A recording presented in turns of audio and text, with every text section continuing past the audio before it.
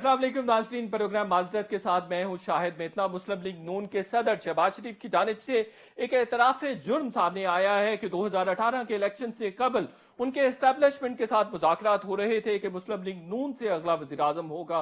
न सिर्फ ये कि मुस्लिम लीग नून का अगला वज़ीर आज़म होगा, बल्कि ये भी एस्टैब्लिशमेंट के साथ तय हो रहा था कि शहबाज शरीफ ही अगले मुल्क के वज़ीर आज़म होंगे और कैबिनेट मेंबर्स के नाम भी फाइनल किए जा रहे थे। ये एतराफ़ जुर्म ऐसा है जो मुस्लिम लीग नून के 2 साला जो नारे लगाए जाते रहे हैं, वोट को इज्जत दो और सिविलियन बालादस्ती के उन नारों की नफी करता है, उनको मुस्तरद करता है और ये सवालिया निशान जनरेट करता है कि वो जो नारे थे वो महज अवाम को धोखा देने के लिए थे। सिविल सोसाइटी मुस्लिम लीग नून के इस नारे के साथ खड़ी थी, मीडिया इस नारे के साथ खड़ा था और भी जमहूरियत पसंद भी इस नारे के साथ मुस्लिम लीग के साथ खड़े थे। लेकिन मुस्लिम लीग नून ने इन तमाम लोगों को धोखा दिया है। इस पर भी बात करेंगे और ये भी बात करेंगे कि क्या सियासतदानों का किबला कभी भी दुरुस्त नहीं हो सकता और वो इक्तदार में आने के लिए कुछ भी करने के लिए तैयार हो जाएंगे। और मुस्लिम लीग नून के बारे में जो ये बात की जाती है कि वो इक्तदार के बाद बगैर नहीं रह सकती, क्या ये बात सच है, हकीकत है? और इस एतराफ़ जुर्म के बाद इस बात को और भी तकवीत मिलती है। इस इशू पर बात करने के लिए 2 सीनियर सहाफ़ी काशिफ अब्बासी साहब और मजहर अब्बास साहब हमारे साथ होंगे और प्रोग्राम के अगले सेगमेंट में हम बात करेंगे कि एनडीएम में जो है वो इमदादी सामान की मुनसिफाना तरसील को कैसे मुमकिन बना रहा है और डॉक्टर्स की जानिब से जो शिकायत सामने आ रही हैं कि अभी तक उनको हिफाजती सामान नहीं पहुंचाया गया है, जिसकी वजह से वो कोरोना वायरस से मुसलसल मुतासिर हो रही हैं। उस पर भी बात करेंगे और एनडीएमए के chairman lieutenant general Mohammad Afzal हमारे साथ होंगे और ये भी बात करेंगे कि आने वाले दिनों में कोरोना वायरस जो है वो कंट्रोल हो सकेगा या उसका नंबर बढ़ जाएगा। एक छोटा सा ब्रेक लेते हैं।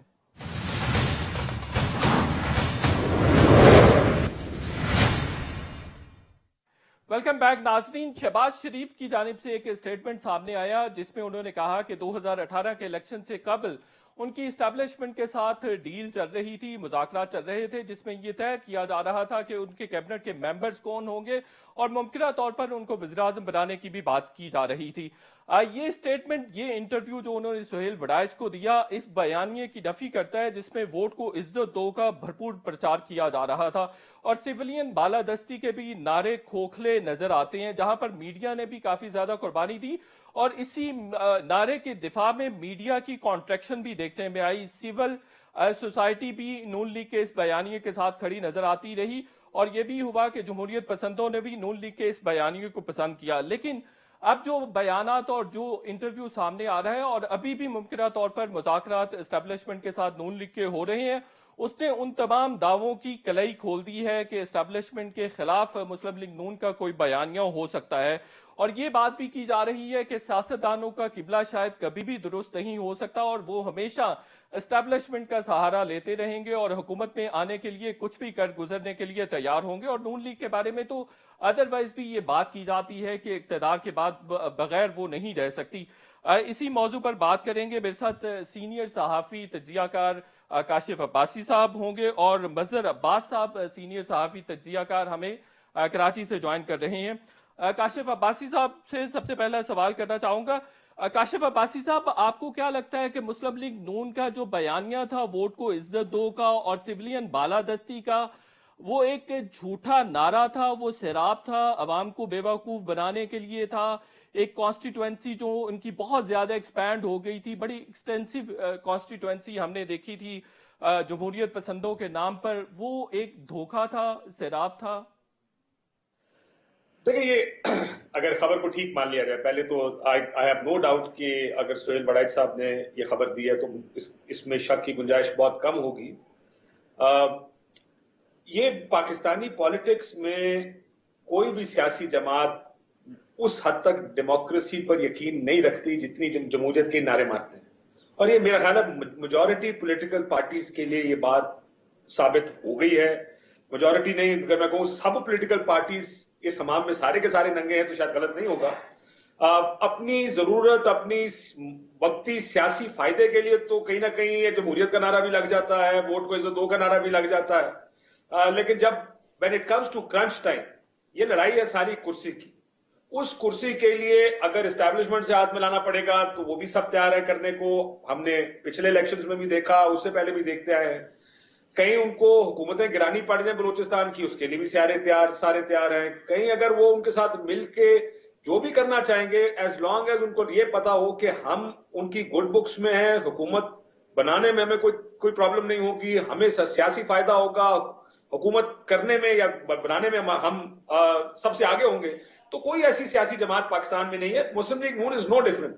जब वक्त पड़ेगा, जरूरत पड़ेगा, वो भी नारे अच्छे अच्छे मारेंगे। वो नारे जो किताबों में बहुत अच्छे हैं, जो बेसिक जमहूरियत के नारे हैं, बेसिक जो रूल ऑफ लॉ है इस मुल्क का, या इस्टेब्लिशमेंट का रोल मिनिमाइज करने के नारे हैं। लेकिन when it comes to practical politics, मेरा ख्याल है प्रैक्टिकल पॉलिटिक्स वो सारे जैसे करते हैं। सो आई एम नॉट सरप्राइज्ड कि, और ये बात आप जो कह रहे हैं, मुझे ये बात पहले भी पता थी, शहबाज साहब के हवाले से नहीं, कि जनवरी से लेकर अप्रैल तक इलेक्शन ईयर में मुस्लिम लीग नून को इस तरह के पैगामात आते रहे कि हम आपके साथ में आप हुकूमत बना लें, शायद खाकान अब्बासी साहब को वज़ीर आज़म बना दें। ये अगर आप उनके सीनियर लीडरशिप से पूछेंगे, वो खुद भी मानेंगे इस बात को। सो ये कोई नई बात, मेरे लिए कोई सरप्राइजिंग बात नहीं है। बिल्कुल सही है। मजहर अब्बास साहब, नून लीग तो इलेक्शन से पहले सिलेक्ट होने की कोशिशें करती रही है, तो जो इमरान खान को ताना दिया जाता है कि वो सिलेक्टेड हैं, वो इमरान खान के सिलेक्ट होने में क्या हर्ज हो गया है? इसका मतलब नून लीग और पीपल्स पार्टी महज सियासत ही करती रही है, हालांकि नून लीग तो खुद भी कोशिश करती रही है सिलेक्ट होने के लिए। जी बहुत बहुत शुक्रिया। देखिए, जो अभी काशिफ बात कर रहे थे, उनसे मुकम्मल तौर पे इत्तेफाक करते हुए कुछ ऐसे वाकयात जरूर हुए हैं कि जिसमें शायद उनको ये लगा कि अगर हम एग्रेसिव पॉलिटिक्स करेंगे और अगर हम आगे बढ़कर शोर शराबा करेंगे तो इसका भी हमें शायद फायदा हो सकता है। देखिए, 2-3 अदवार हैं। मुस्लिम लीग नून इस्टेब्लिशमेंट की या शरीफ बरादरान इस्टेब्लिशमेंट की पैदावार हैं, ये तो इसमें तो कोई दो राय नहीं हो सकती, क्योंकि वो खुद भी अगर आप उनसे कहें तो वो ज़ाहिर है जनरल ज़िया-उल-हक के पीरियड में जिस वक्त उनको लाया गया था, तो उस वक्त जो बड़े शरीफ थे, इनके वालिद जो थे, उनसे जनरल जिलानी ने एक मुआहिदा किया था। मुआहिदा से मुराद ये कि उनसे, और मैं ये बात कह रहा हूँ कि मुस्लिम लीग नून के करीब तरीन ज़राए के हवाले से, तो उनसे जनरल जिलानी ने ये बात की थी कि देखिए, अगर आप सियासत में आएंगे तो आपका कारोबार भी अच्छा चल सकता है और आपको वो नेशनलाइज्ड भी फैक्ट्रीज जो आपकी हैं वो वापस मिल जाएंगी। तो जो हमारे यहाँ एस्टैब्लिशमेंट जिसको हम कहते हैं, बदकिस्मती से वो उसने शुरू से पहले दिन से पाकिस्तान में ऐसे ही लोगों को आगे लाने की कोशिश की है।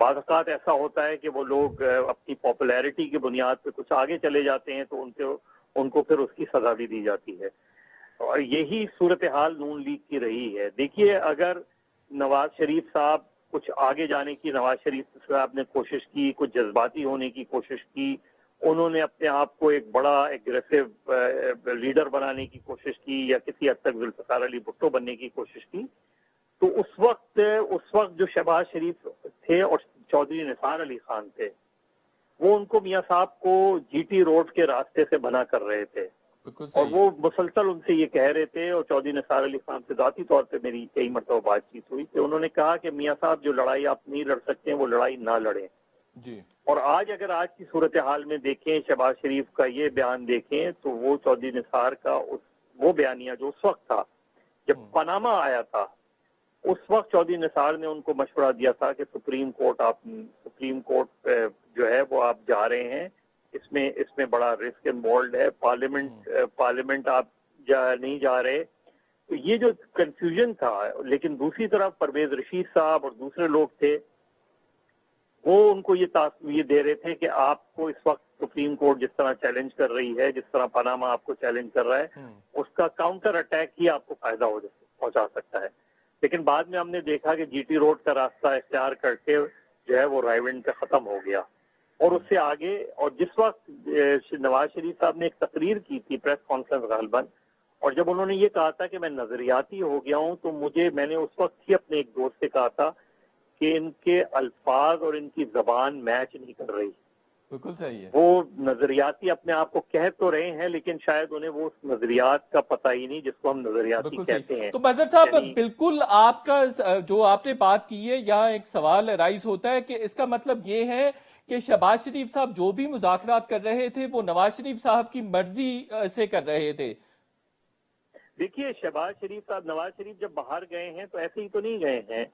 जाहिर है नवाज शरीफ साहब ने अपने तौर पे एक कोशिश जरूर की कि कोई लड़ाई लड़े, लेकिन उन्हें जल्दी एहसास हो गया कि लड़ाई आप गलत विकेट पे। ये बिल्कुल वैसा ही है। देखिए, इससे बिल्कुल एक उलट चीज हुई थी सन 2000 में, जी। जब नवाज शरीफ साहब को उम्र कैद की सजा हो गई थी और शहबाज शरीफ और दीगर अफराद को बरी कर दिया गया था, लेकिन फिर वो जो है वो बाद में अपील में मामला पलट गया।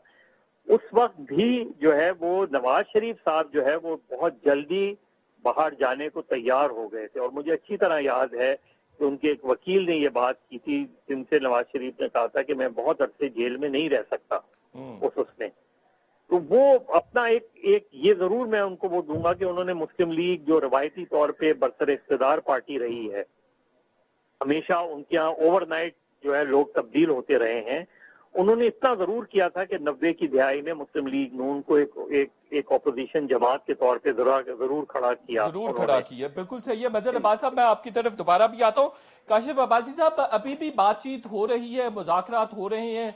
शाहिद खाकान अब्बासी साहब के बारे में कहा जा रहा है कि लाहौर में उनकी मीटिंग्स भी हुई हैं पार ब्रोकर्स के साथ, और ये भी बात हो रही है कि सेक्शन 15 जो है नैब का, उसके तहत जो नाअहली है मरियम नवाज और नवाज शरीफ की, इसको भी खत्म करवाने की कोशिश की जा रही है 18वीं तरमीम के बदले में। तो आप समझते हैं कि इसमें नून लीग कोई कामयाब हो सकेगी, उनको कामयाबी मिल सकेगी? ये भी तो डील ही है, एक और भी डील होने जा रही है।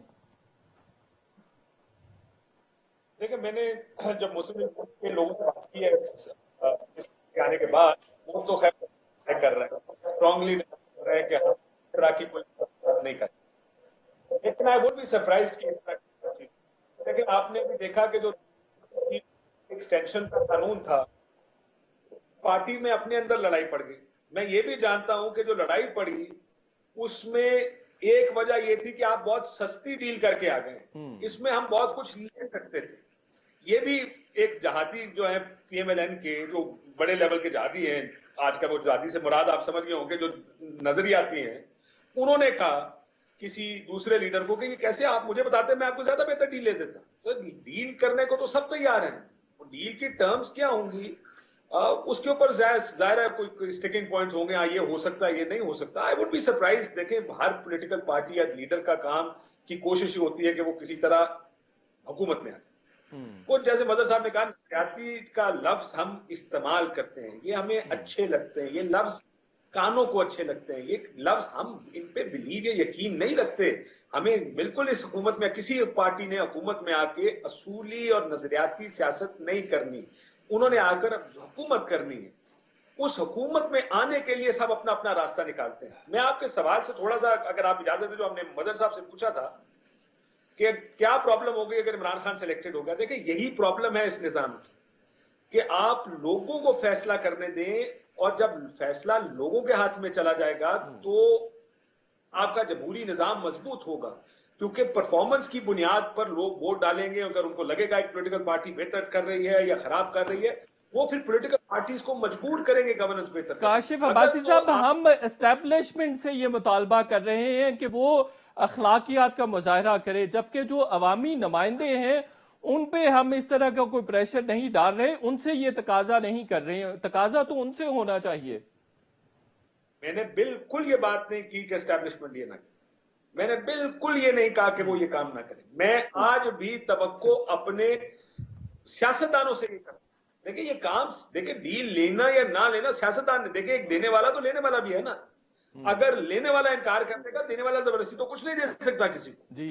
ये तो मैं बार मैं फिर ये कहूंगा, मैं इस्टेब्लिशमेंट की बात नहीं कर रहा, मैं सिर्फ इतना कह रहा हूं कि वो लोग जो सिर्फ हुकूमत बनाने के लिए किसी से भी कुछ भी लेन देन करने को तैयार हो जाते हैं, हमारे पॉलिटिकल फिगर्स जो है या पॉलिटिकल पार्टीज जो है, उनको ये सोचना पड़ेगा। देखिए जिसने अपना एक इख्तियार इस्टेब्लिशमेंट ने सिस्टम पर रखा हुआ है, पिछले 70 साल से रखा हुआ है, वो तो कोशिश करेंगे, उनका इख्तियार रहे सिस्टम के ऊपर, वो कोशिश करेंगे वो उसको डिक्टेट करते रहे।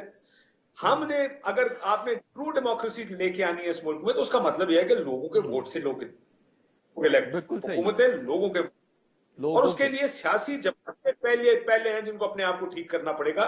दूसरे से तो तवक्को करना मेरा ख्याल है खामख्याली होगी। बिल्कुल सही है। मजहर अब्बास साहब, आप फरमाइएगा कि सेक्शन 15 में किसी किस्म की तरमीम इमरान खान को काबिल कबूल होगी, और क्या पार ब्रोकर्स इस पर अग्री हो सकेंगे? चूंकि ये भी कहा जाता है, एक वफाकी वुज़रा के वफ्द को ब्रीफिंग भी मुख्तदर हलकों की जानिब से दी गई, जिसमें ये कहा गया कि हम ही ने आउट किया था नून लीग को, तो कैसे हो सकता है कि उनको दोबारा इन कर लिया जाए? तो अगर नाअहली खत्म होती है तो इसका मतलब तो ये हुआ कि सियासत में एंट्री हो जाएगी दोबारा से नवाज शरीफ की भी और मरियम नवाज साहिबा की भी। देखिए, पाकिस्तान की सियासत में कुछ भी किसी वक्त भी हो सकता है, ये बिल्कुल हमारी तारीख बताती है। बिल्कुल आपने शुरू में जो बात की, ठीक है कि हम और काशिफ ने भी वो बात की कि मेरी ज्यादा तवक्कुआत ये होती हैं कि अगर कोई आपको एक बार्गेनिंग चिप देता है तो उसकी बार्गेन आप क्यों कबूल करते हैं? कोई आपको सिलेक्टेड बनाता है तो इस चीज को आप खुद सेलेक्ट क्यों होना चाहते हैं, इलेक्ट क्यों नहीं होना चाहते? 2018 के इलेक्शन, 2013 के इलेक्शन, इससे पहले के इलेक्शन सारे मैनेज्ड इलेक्शन हैं। हमारे यहाँ इलेक्शन बैलेट बॉक्स तब्दील करने से नहीं तब्दील होते, हमारे यहाँ इलेक्शन मैनेज्ड होते हैं। कराची की मिसाल आपके सामने है। अभी हाल ही में एमक्यूएम पाकिस्तान ने जब एक धमकी दी थी गवर्नमेंट छोड़ने की और दोबारा काबीना में ना जाने की, तो उनके कन्वीनर से लेके मेयर तक के सबके कोऑर्डिनेटर्स को उठा लिया गया था। रातों रात उनको उठाया गया, उन पर मुकदमात बनाए गए, इनसे कहा गया आप गवर्नमेंट में वापस जाते हैं या नहीं जाते। जहां ये तर्ज सियासत हो, जहां रातों रात इंतखाबी नताइज तब्दील कर दिए जाएं, तो आप दो ही लड़ाई लड़ सकते हैं, या तो आप हसन नासिर वाली लड़ाई लड़ें, और या फिर नवाज शरीफ या आसिफ अली जरदारी जैसी सियासत करें कि आप खामोशी से, जो आप देखें जरदारी साहब खामोशी से बैठे हुए हैं, मरियम नवाज चुपचाप बैठी हुई हैं, नवाज शरीफ बाहर इलाज करा रहे हैं, शहबाज शरीफ अपने तौर पे कोशिश कर रहे हैं। इमरान खान की सियासत जो है, जरा सा इमरान खान ने, और आपने किसी ने देखा कि अचानक ऐसा क्या हुआ था कि तमाम इत्तेहादी एकदम नाराज होते चले गए थे? कुछ तो कोई बात हुई होगी।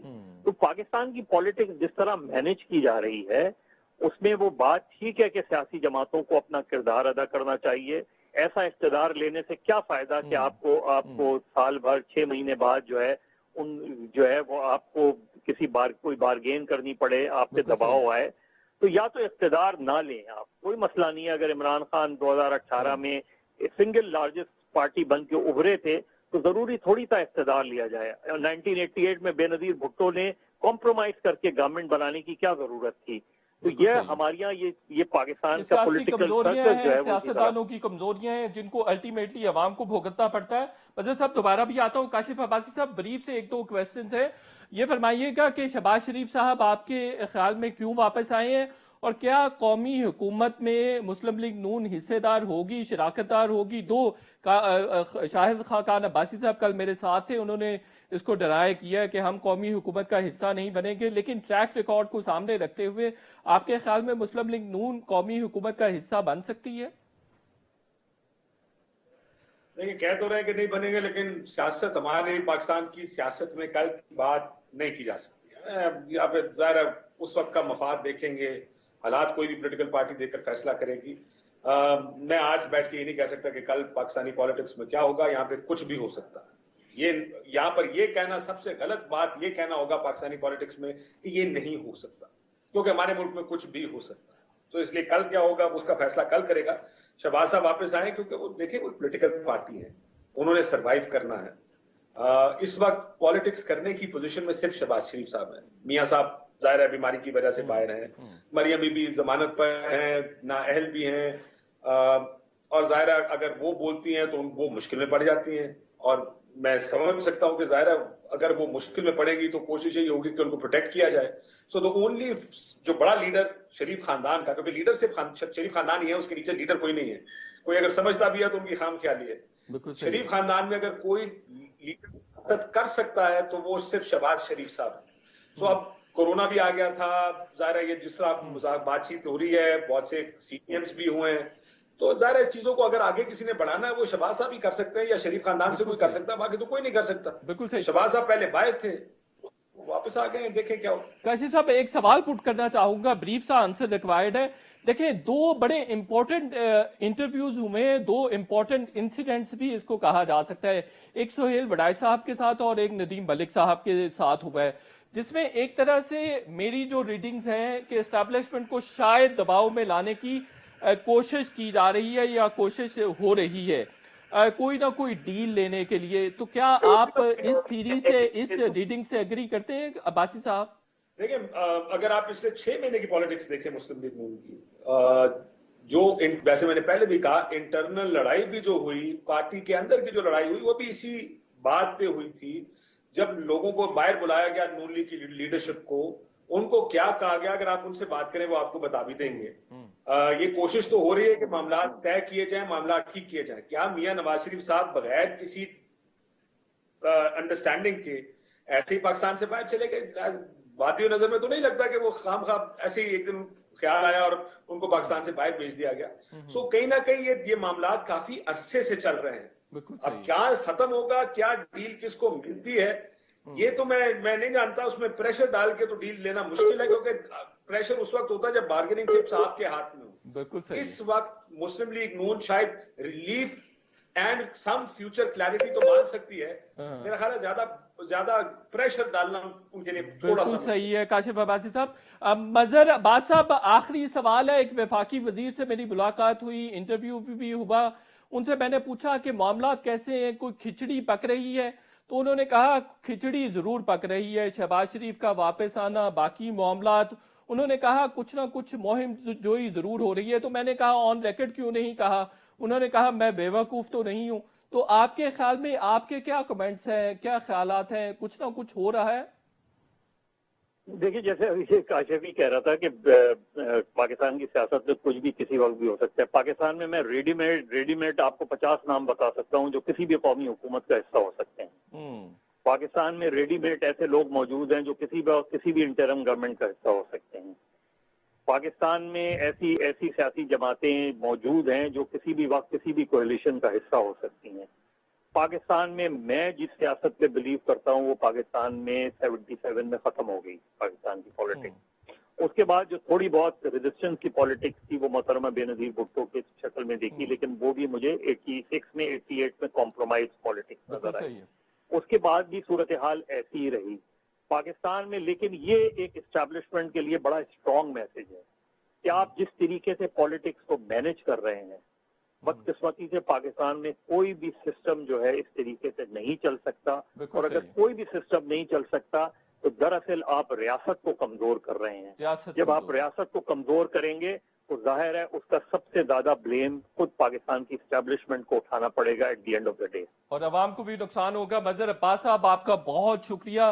काशिफ अब्बासी साहब, आपका भी बहुत बहुत शुक्रिया, आपने अपना कीमती वक्त निकाला और हमारे साथ थे। प्रोग्राम के अगले सेगमेंट की तरफ बढ़ेंगे। Chairman NDMA lieutenant general Mohammad Afzal हमारे साथ होंगे, उनसे पूछेंगे कि पाकिस्तान में टेस्टिंग कैपेसिटी कोरोना वायरस की अभी तक कितनी बढ़ सकी है और वेंटिलेटर्स का फ्यूचर में कोई इशू तो नहीं हो सकता, और ये भी कि मुख्तलिफ ममालिक से फंडिंग भी आ रही है, कुछ सामान भी आ रहा है इमदाद की शक्ल में, और उसकी ट्रांसपेरेंसी को बेहतर बनाने के लिए क्या इकदाम किए जा रहे हैं। एक छोटे से ब्रेक लेते हैं और ब्रेक के बाद lieutenant general Mohammad Afzal chairman NDMA हमारे साथ होंगे।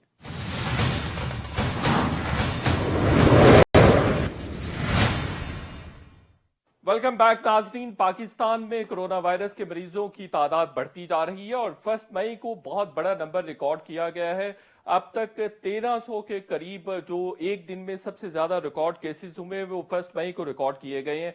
400 से ज्यादा अमवात हो चुकी हैं। इस हवाले से अवाम में खासी तशवीश पाई जा रही है। दूसरी तरफ डॉक्टर्स भी हमें ये मुतालबा करते नजर आते हैं कि उनके पास हिफाजती सामान मौजूद नहीं है। NDMA काफी सारा सामान प्रोक्योर भी कर रहे हैं और डिस्ट्रीब्यूट भी कर रहे हैं।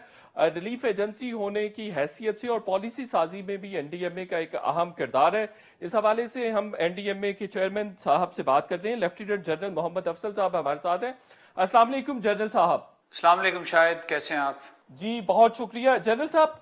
अब ये देखने में आ रहा है कि जो कोरोना वायरस के पेशेंट्स का नंबर है वो तशवीशनाक हद तक बढ़ रहा है اور लग ये रहा है कि आने वाले दिनों में सिचुएशन शायद कंट्रोल से बाहर हो जाएगी। तो मुझे बताइएगा कि ये नंबर अगर ज्यादा बढ़ता है तो सिचुएशन कंट्रोलेबल रहेगी, या क्या प्रिकॉशनरी स्टेप्स लिए जा रहे हैं इस नंबर को मिटिगेट करने के लिए, कम रखने के लिए? लॉकडाउन का भी एक ऑप्शन है कि इस नंबर को कम रखा जा सकता है।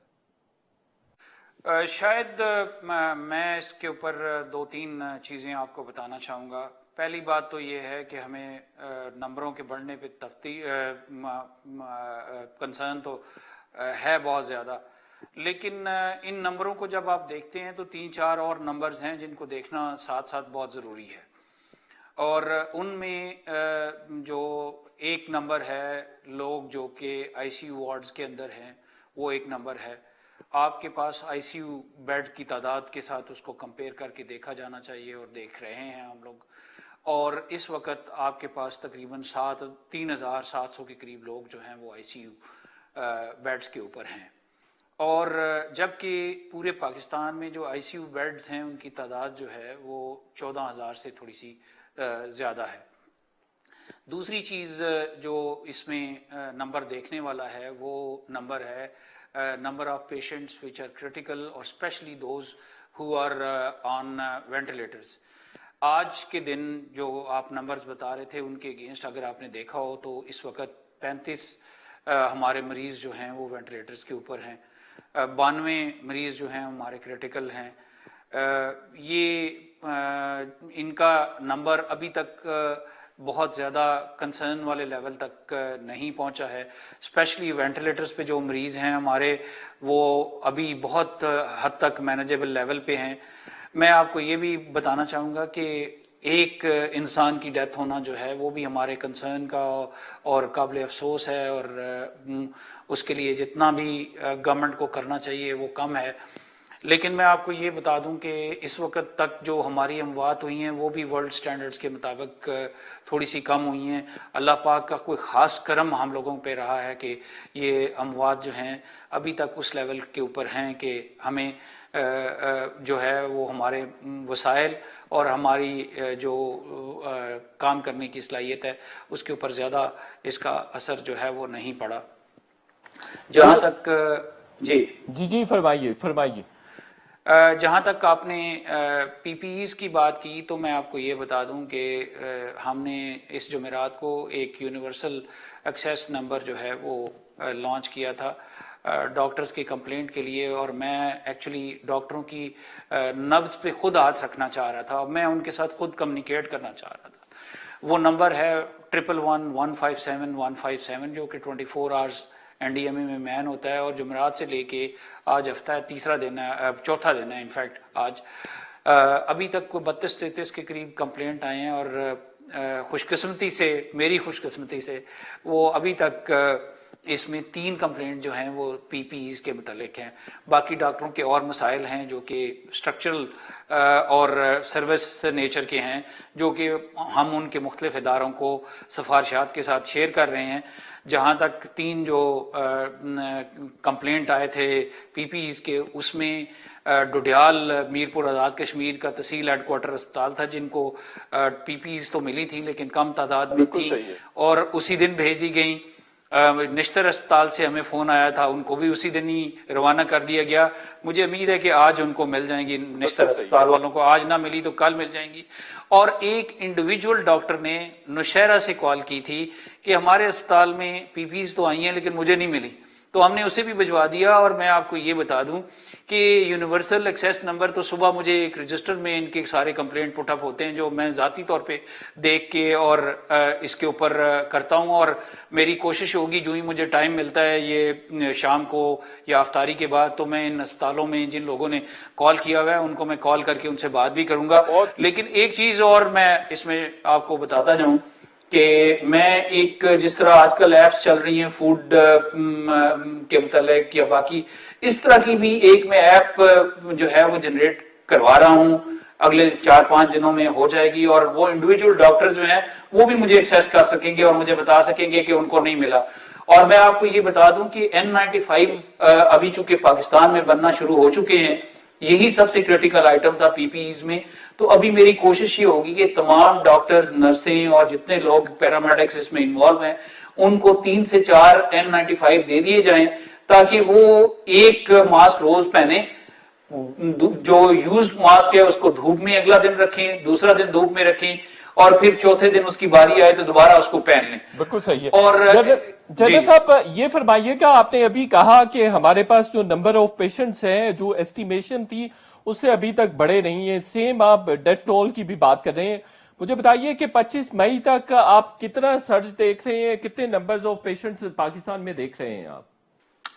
देखिए, मैं इस वक्त जो है वो एक ऐसे काम में हूं जहां पे मैं अगर कोई बात करूंगा तो स्पेकुलेशन शुरू होगी, और मैं चाहूंगा कि ये इस तरह के नंबर जो हैं वो डॉक्टर हजरात और स्पेशली मिनिस्ट्री ऑफ हेल्थ अगर ये नंबर शेयर करे तो वो ज्यादा बेहतर तरीके से वो बता सकेंगे। मैं सिर्फ आपको ये बता रहा हूं कि इस वक्त पाकिस्तान में तकरीबन 4.5 पौने 5 हजार के करीब वेंटिलेटर्स हैं, और मैं अपनी वर्स्ट कंडीशन के तौर के ऊपर मैं इस महीने के आखिर तक या अगले महीने के शुरू तक अपने पास 800 आईसीयू वेंटिलेटर्स और 500 के करीब सी पैप और बाई पैप जो हैं वो हर सूरत में मौजूद रखना चाहूंगा। कर लेंगे।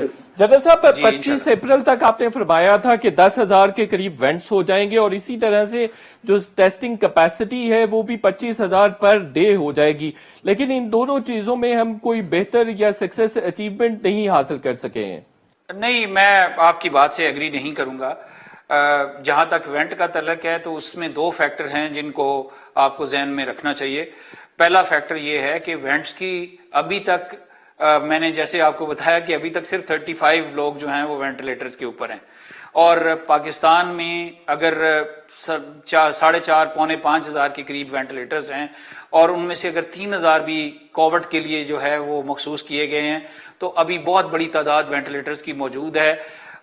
दूसरी वजह ना लेने की इसके साथ कनेक्टेड ही है कि हमारे पर प्रेशर नहीं पड़ा, और इंटरनेशनल मार्केट जो है वेंटिलेटर्स की वो अप्रैल के महीने में और मार्च के महीने में बहुत खराब रही है।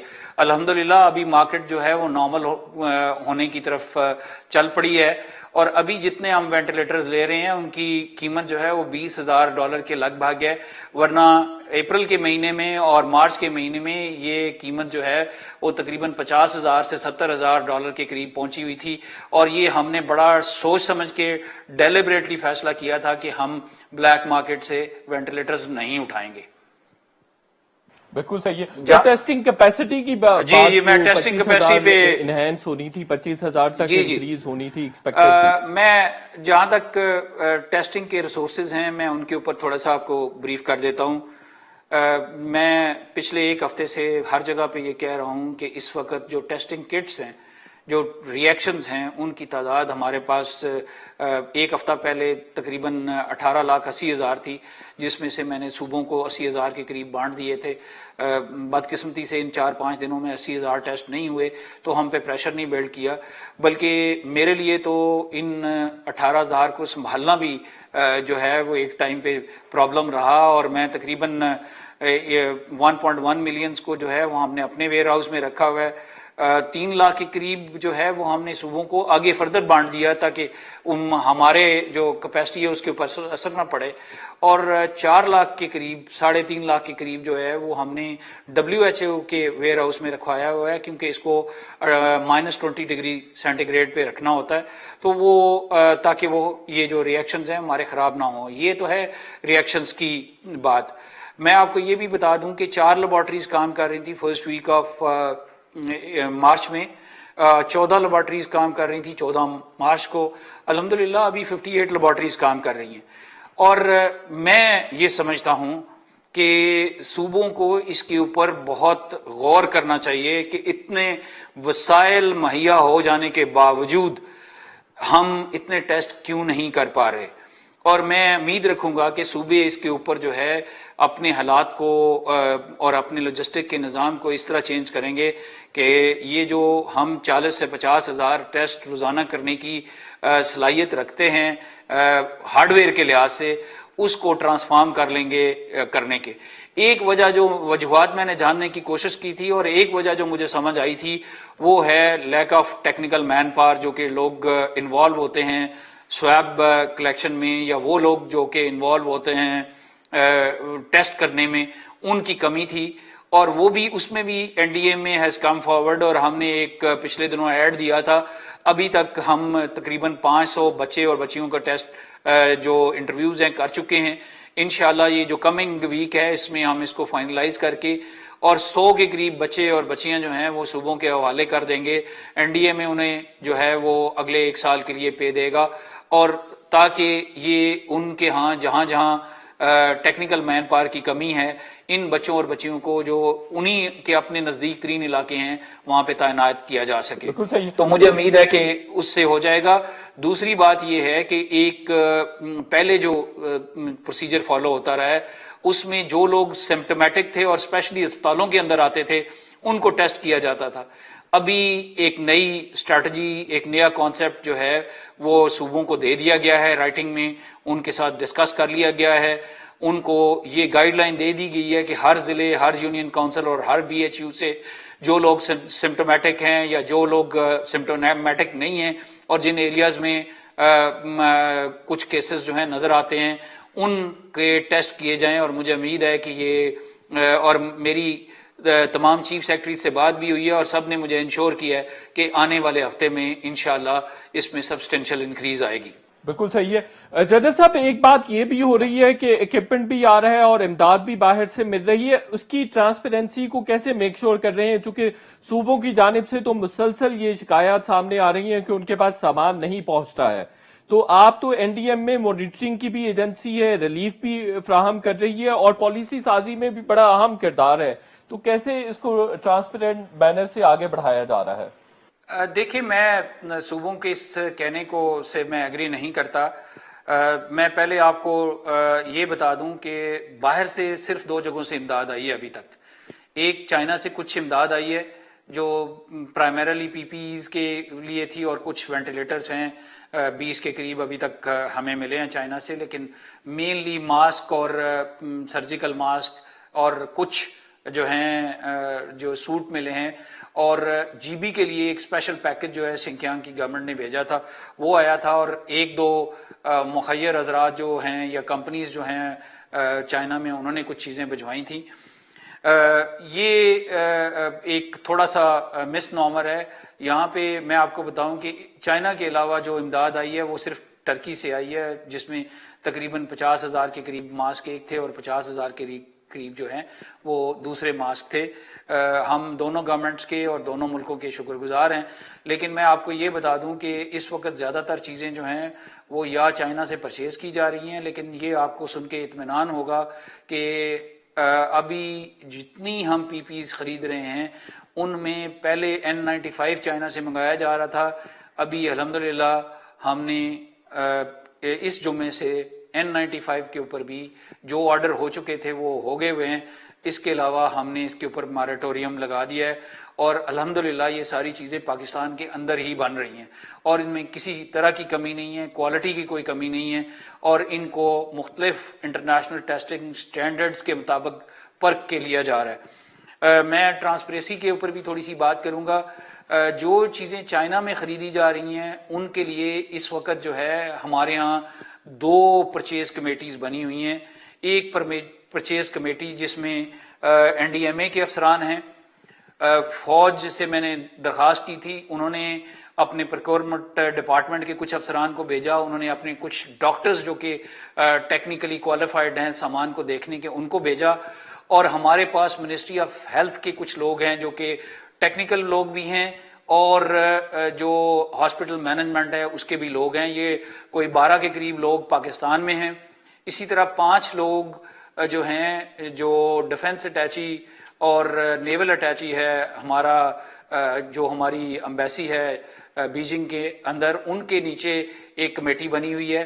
ہمارا پروسیجر یہ ہے کہ جب بھی کوئی خریداری چائنا میں کی جا رہی ہوتی ہے تو یہ دونوں کمیٹیز پہلے اس کمپنی کے ساتھ بات کرتی ہیں، پھر وہ کمپنی جو ہے وہ ویڈیو کال کے اوپر ان کے پاس آ جاتی ہے. ویڈیو کال کے اوپر بات چیت کرنے کے بعد یہ جو ہے اس کے اوپر نیگوسیشنز ہوتی ہیں. نیگوسیشنز ہونے کے بعد ایگریمنٹ سائن کیا جاتا ہے جس میں ہمارے لوگ اس کے اوپر 12 کے 12 سائن کرتے ہیں. پھر یہ ڈاکومنٹ جو ہے وہ فیکس کر کے چائنا بھجوایا جاتا ہے جہاں پہ وہاں کے ہمارے جو سارے لوگ انوالو ہیں پرچیزز میں وہ سائن کرتے ہیں. اور پھر کمپنی کے ساتھ جو ہے معاہدہ کیا جاتا ہے اور پھر رقم ریلیز کی جا رہی ہے. لیکن میں آپ کو یہاں کا یہ بھی بتا دوں کہ جو چیزیں بھی خریدی جا رہی ہیں, جو چیزیں بھی ڈونیٹ ہو رہی ہیں, وہ ہر 48 آورز کے اندر اندر این ڈی ایم اے کی ویب سائٹ کو اپ ڈیٹ کیا جاتا ہے, اس کے اوپر ڈالا جا رہا ہے, قیمت کے ساتھ ڈالا جا رہا ہے. اور یہ سارا جو پروکیورمنٹ آرڈرز ہیں ان کی کاپیاں آپ این ڈی ایم اے کی سائٹ پہ دیکھ سکتے ہیں. اور میں ساتھ آپ کو یہ بھی بتا دوں کہ جو آپ کے پاس ڈونیشنز آ رہی ہیں یا آنے والی ہیں ان کی بھی تفصیل جو ہے این ڈی ایم اے کی ویب سائٹ کے اوپر موجود ہے. اور یہ بھی میں آپ کو بتا دوں کہ جو آگے ڈسٹریبیوشن ہو رہی ہے اس کی بھی تفصیل جو ہے ہم ہر 24 گھنٹے کے بعد اس کو اپ ڈیٹ کرنے کی کوشش کرتے ہیں. اگر وہ نہ ہو سکے تو we make sure that within 48 hours website کے اوپر جو ڈیٹا اویلیبل ہے وہ اپ ڈیٹڈ ہے. بالکل صحیح ہے. جنرل لیفٹیننٹ افضل صاحب, آپ کا بہت شکریہ, آپ نے اپنا قیمتی وقت نکالا. You were very kind, very generous like always. Show کا وقت ختم ہو گیا. اللہ حافظ.